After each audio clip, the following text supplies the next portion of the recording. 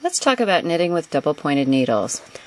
If you're going to start with all your stitches on double pointed needles because you have too small of an area, I like to start with all my stitches on one needle and then move them to the other needles this way rather than trying to cast them onto the double pointed needles, which gets a little tricky sometimes. So I have 16 stitches. I'm going to move 4 to each needle.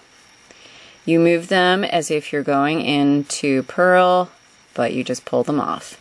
That keeps the stitches on the needle the same way that you cast them on.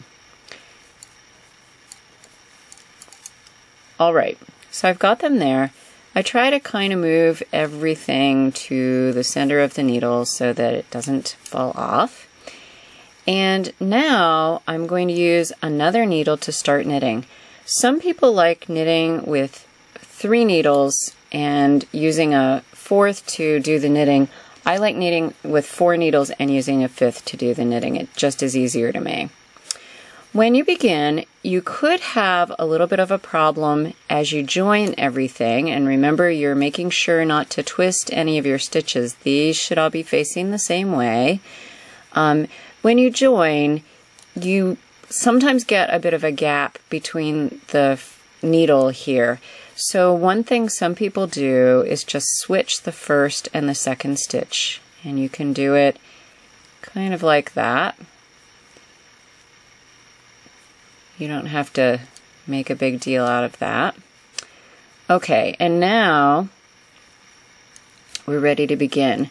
When I did that, I twisted the first stitch, so I'm just going to knit into it this way.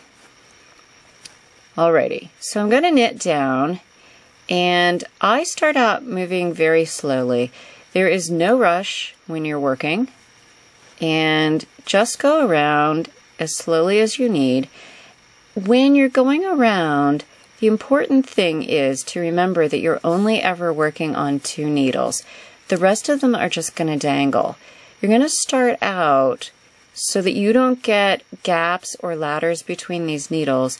You're going to start out by putting your new needle into the needle that's on your left hand and go around. You're going around back behind this needle and behind your working needle. This new needle is your working needle. You're going to take the stitch off and you're going to snug up a little bit. I kind of pull with my index finger because I generally knit with the yarn in my right hand. I'll show you Continental in just a minute. And then I'm just going to continue my way around. I'm knitting right now stockinette or knitting every stitch. You can also purl on double pointed needles. Let me show you that for just a second.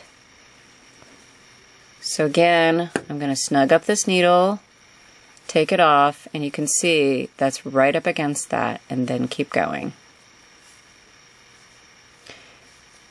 I can purl.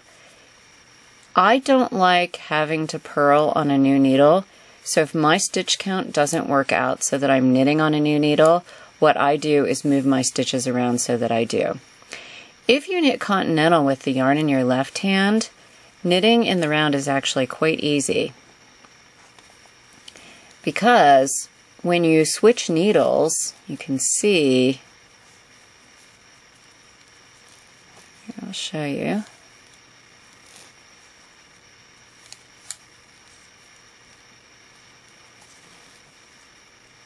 When you switch needles, you have the empty needle in your left hand right away. So all you have to do is move that needle to your right hand, but your yarn stays in position. So there's actually less manipulation if you knit Continental, which is a good, handy thing to do. Oops. You can tell I don't knit Continental as often as I do English, but that's okay. I like having lots of tools in my toolbox. So that's how you knit in the round using double pointed needles.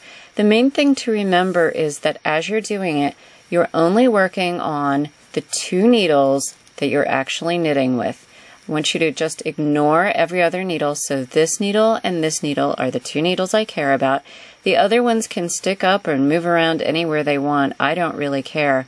I like using bamboo needles when I'm knitting with double pointeds because they are a little less slick, so they tend not to fall out of the stitches, which I find very useful. And that's all you have to do. and there one fell out, just to show you. See you soon, and enjoy double-pointed needles.